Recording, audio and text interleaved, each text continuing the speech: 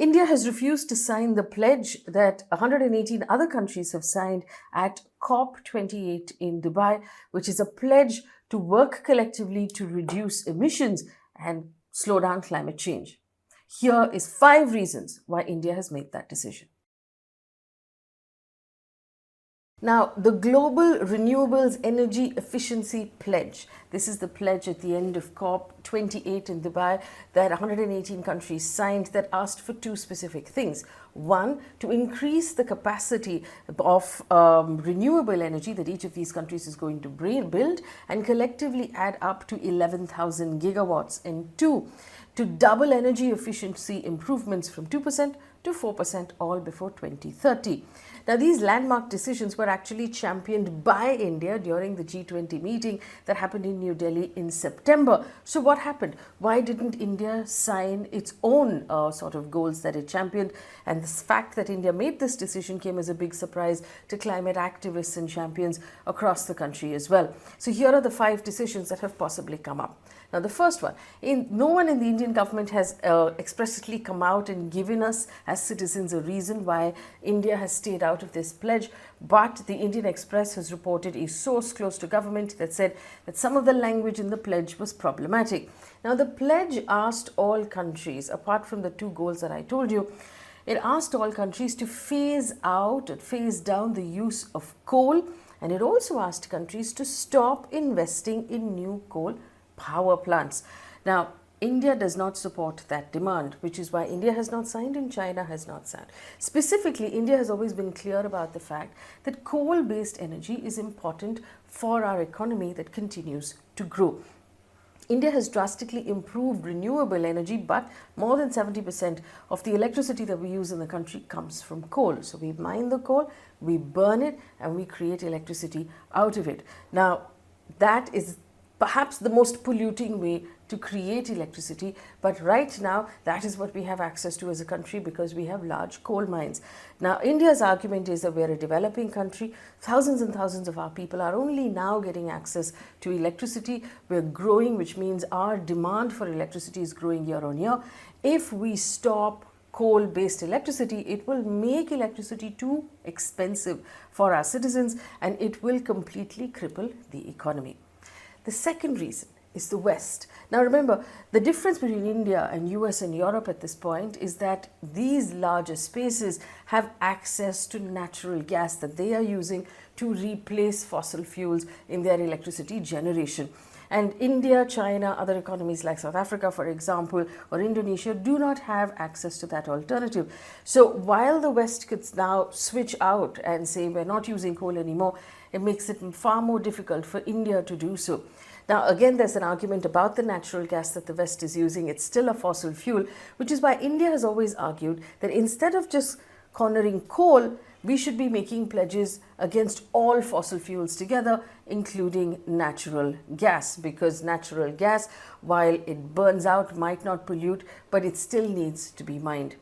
Also, let's remember that the rich countries like the United States, Canada, Japan, much of Western Europe actually have about 12% of the total world's population right now, but they're responsible for 50% of the emissions that have been created since the Industrial Revolution. So they're largely responsible for where we are right now. In comparison, India is responsible for about 2.4%. That is India's contribution to the total pollution in the world. So really, the West should be taking more responsibility. That's India's argument.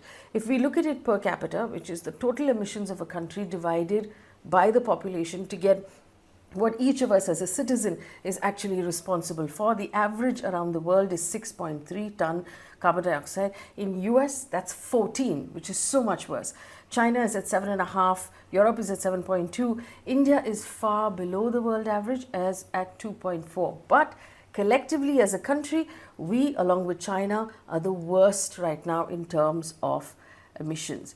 So if we consider where the West is in comparison to India, there's also the common but differentiated responsibilities when it comes to climate action that says that the richer countries, the more developed countries have to shoulder more of a responsibility when it comes to fighting climate change. Like for example, back in 2009, developed countries had made a collective goal that they would find a way to fund $100 billion per year by 2020 for poorer countries to be able to fight climate change. That goal has not been met. Also, richer countries right now are telling countries like India and China what to do, but they're still consuming a lot of oil and they're still not as efficient as they could be. Point number 3 is geopolitics. Now, this should ideally be decisions that all countries are coming together and deciding as citizens of the earth that we will put climate change at the core of these decisions and do what is necessary. But a lot of the decision making is happening because of geopolitics and power play. The relationship between the US and Russia, for example, the war in Ukraine, the relationship between Europe and Russia. Remember, there was a lot of natural gas at play that Europe then decided they would not access because of that war. Quad versus China, India versus China, US, befriending India with the point of view of being able to take on China. A lot of the decisions are being made because of these power plays, and it could be argued that India needs to also respond in that same fashion. While the West argues for natural gas, remember natural gas is not entirely it's less polluting, but it's not fully environment friendly, which is why India right now is standing firm and insisting that will not sign a pledge that purely targets coal. Now, point number 4 is a lot of the criticism that India has received about its coal policy. Like I said, environmentalists were shocked that India did not pledge. They were also even further shocked that India did not negotiate a better language in that pledge and stepped out of it altogether. So, for example, in the previous COP meeting that happened, India and China actually negotiated to change the wordings or the language from phasing out of coal to phasing down the usage of coal, and then participated. So the fact that India didn't negotiate a better option has come under criticism. Some environmentalists are questioning the possibility that the greatest beneficiary of India's coal policy, in the private sector at least, is the Adani Group, which is the largest producer of coal-based power in India and also a massive miner of coal both in India and across the world. So in conclusion, can India actually argue that because we have lower per capita emissions, and historically we've not really emitted as much as the West, does that absolve us right now from our emission responsibilities today? Many would argue no. India right now is being criticized for focusing more in terms of tax breaks and encouragement on coal-powered plants and not enough on renewable energy of wind energy and solar energy.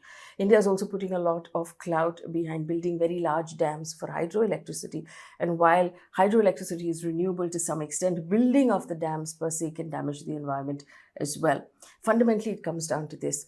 India is also positioning itself as a Vishwaguru, the leader of the global south. And in order to do that, we have to be leaders of climate change as well and take responsibility to move the world forward and bring everybody onto the same page. Of course, remember to like, share, and subscribe to our video if you like this content and this news and you find it useful.